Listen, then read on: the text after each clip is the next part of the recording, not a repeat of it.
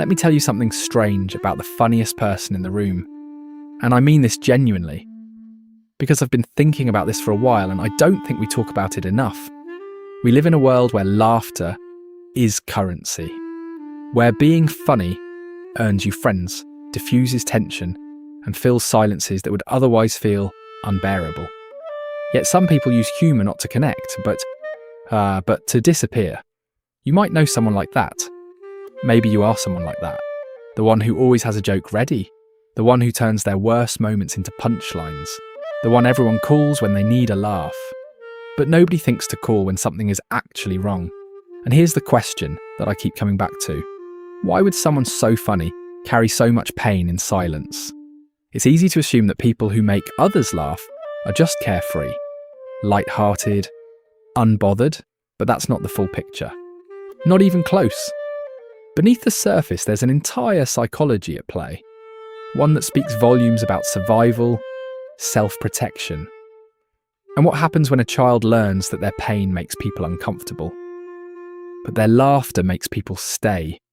So they became funny, not because life was light, but because lightness was the only language that kept people close. They are not unfeeling. They are hypersensitive. They feel everything, sometimes way too much, and they learn to wrap it in a joke just to make it bearable. In other words, they are not laughing because nothing hurts. They are laughing because everything does.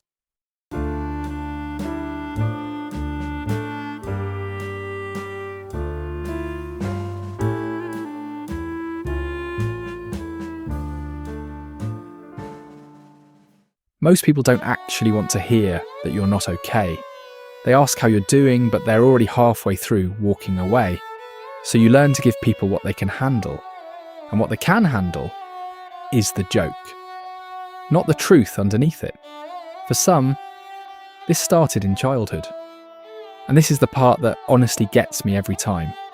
Maybe they grew up in a home where the atmosphere was just heavy, where a parent was struggling with addiction, with depression, with rage that had no name, and somewhere between trying not to make things worse and trying to survive. They discovered something almost like a superpower. A well-timed joke could change the weather of an entire room. So they practiced. They got good at it.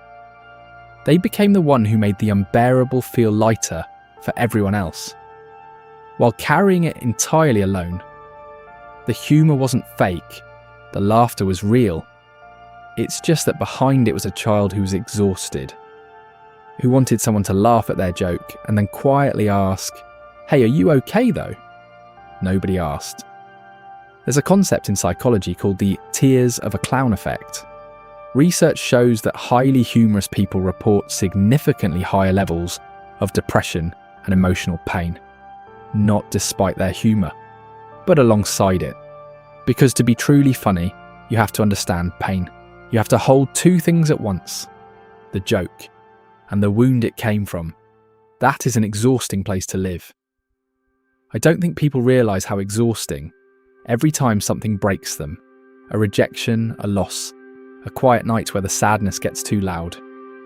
Their first instinct is not to reach out, it's to reframe, to package the pain into something digestible so nobody has to feel burdened by the real version.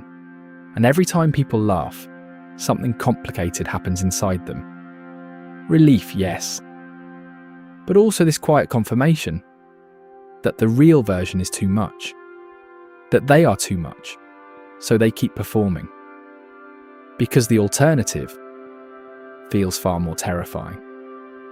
In friendships, they are the one who remembers everyone's bad days, but never mentions their own. They show up at 2 a.m. for other people's crises, and laugh about their own like it's a story from someone else's life.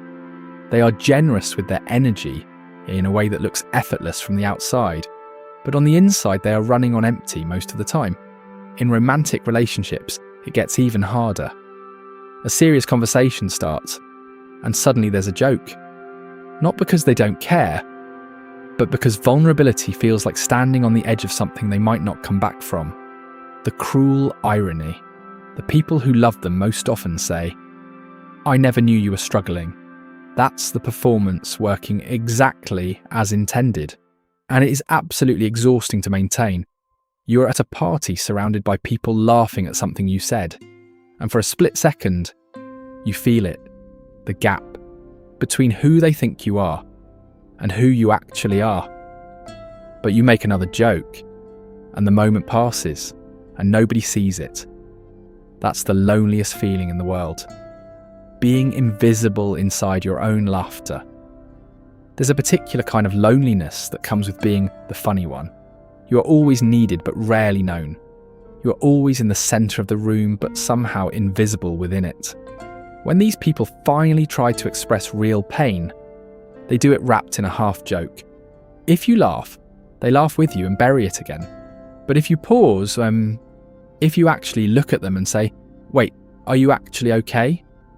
Something shifts. Something behind the eyes just softens. Because that question is the one they have been waiting their whole life for someone to ask. They don't need you to fix it. They just need you to see it.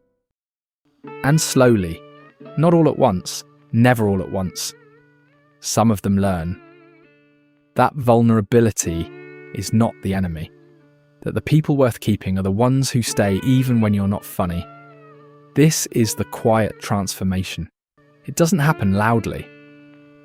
A text that just says, "I'm actually not doing great." A pause before the punchline that never comes. A tear they don't immediately disguise as laughter. And in those moments, they are not weak. They are extraordinarily brave. Maybe the funniest person in the room isn't the happiest one. Maybe the loudest laugh sometimes comes from the quietest pain. Maybe making everyone else feel lighter doesn't mean they feel like themselves. That being funny doesn't mean being fine. That being needed doesn't mean being loved. They made you laugh when they were breaking. They showed up for everyone who never showed up for them. And all they ever wanted was for someone to pause, to look at them. Not the performance, not the punchline. Them. And say, "I see you." Not the version that makes me laugh, just you. Because in the end, we were never meant to perform our way through life. We were meant to feel it. All of it. Even the parts that aren't funny. Especially those parts. And if this felt familiar, Simnoti, you already know why.